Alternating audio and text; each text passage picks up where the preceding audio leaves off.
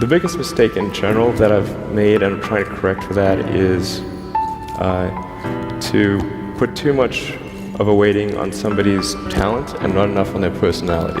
I think it actually matters whether somebody has a good heart. It really does. And I've made the mistake of thinking that sometimes it's just about the brain.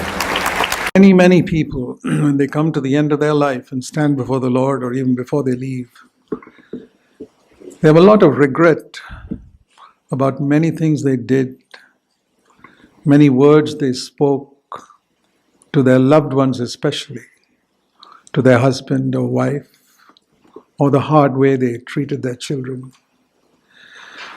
And especially in a church like this, where we have such a high standard, very often we forget that we are to live by that standard.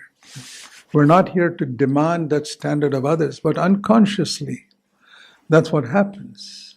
This, by the way, is a chapter God gave me. I remember it clearly on the 6th of May, 1964.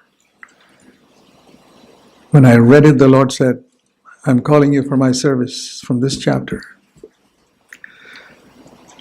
And one of the words He spoke to me then was here in verse 10. Again, the word compassion. You see a number of times it comes in this chapter.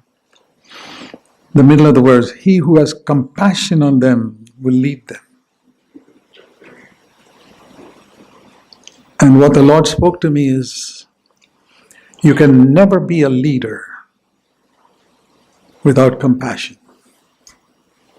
You want to lead your children in godly ways? Compassion. You want to be a leader in a church?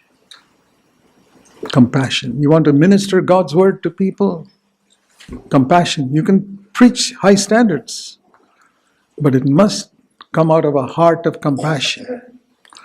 Not artificially trying to show compassion to others. A heart that God sees has got compassion, then God will bear witness to those words.